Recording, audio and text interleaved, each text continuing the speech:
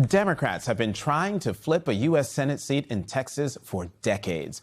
And I know y'all have heard this before, but polls show 2026 could finally be the year.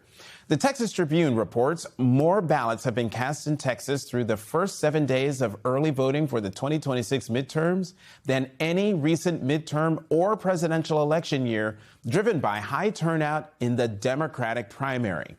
Democratic Party officials are particularly enthused by record-breaking turnout in places like Harris County, the state's most populous base of Democratic voters, and Tarrant County, the state's most populous purple county, where Democrat Taylor Remick recently won a 14-point victory in the Senate District 9 special election runoff in a district that President Donald Trump won by 17 points in 2024. The Democratic primary is between two-term Congresswoman Jasmine Crockett and Texas State Representative James Tallarico. And today, Congresswoman Crockett received a major endorsement.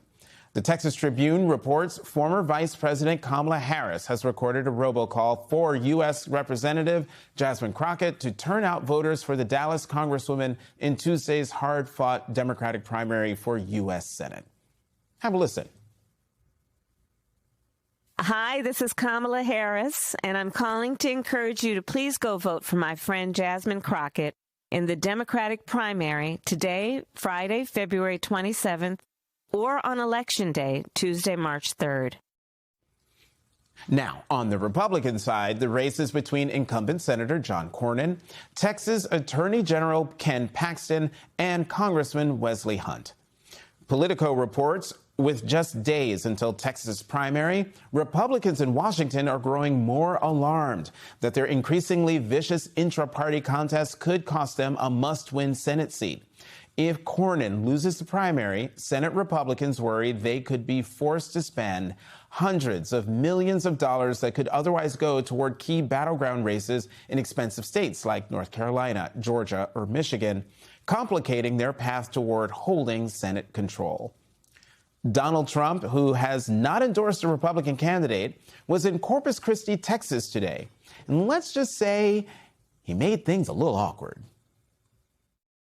We have a great Attorney General, Ken Paxton. Where's Ken? Hi, Ken. Hi, Ken. And we have a great Senator, John Cornyn. Hi, John. Thank you, John. They're in a little race together. You know that, right? A little bit of a race. It's going to be an interesting one, right? What happened to Wesley Hunt? Joining us now, Kendall Scudder, state chair of the Texas Democratic Party. Chairman Scudder, welcome to The Last Word. This couldn't be playing out any better for Texas Democrats right now, could it? You know, you hate to see it. It's a ton of fun to watch. But here's what's really important to remember. You know, turnout is really high for the first time in a very long time. Democrats are outvoting Republicans in Texas. We're hoping that that trend will hold. And it's not because of money or because we have a contentious primary. Republicans do too. And they have outspent us by about 4 times. So what it's really about is enthusiasm of our grassroots on the ground here in Texas that are really excited about both of our candidates. And on the Republican side, there's not a lot to be excited about. Oh, so you anticipated my next question. What do you attribute for that record Democratic early voting turnout? But that's early vote. Do you expect to see record turnout on the same day, record same day turnout? I certainly do. I think that will happen. Now, there are some laws in Texas and counties like Dallas County and Williamson County that complicate Election Day voting, requiring voters to find their specific precinct location to vote. That's why we've been pushing people to vote early as best we can. But I do believe that this will continue. I think this trend could potentially hold. But I mean, look at what the Republicans have on their side. No one in Texas's life is better off since John Cornyn got elected to office in the 90s. Ken Paxton, certified garbage person. And I can't even start to tell you what's up with Wesley Hunt because the guy doesn't even show up to work. So Republicans around the state aren't excited to show up for those folks. And regardless of who they nominate, they're probably going to nominate Paxton. But regardless of who they nominate, we're excited to run against them because we have 2 awesome candidates that are ready to throw punches and deliver this seat to meet this moment for the country. And yeah, and that's the thing. No matter who Democrats nominate on Tuesday, they'll be better than, my personal opinion, than whoever the Republicans put up. But, recent polling from the University of Texas and the Texas Politics Project has Congresswoman Crockett with a 12-point lead over Representative Tallarico. Momentum appears to be on her side right now. As a party leader, Chairman Scudder, how do you think the primary has gone so far? We mentioned the high voter turnout for Democrats. Yeah, I mean, look, primaries get raucous, and as Texas gets more and more in play, we're going to see more and more intense primaries.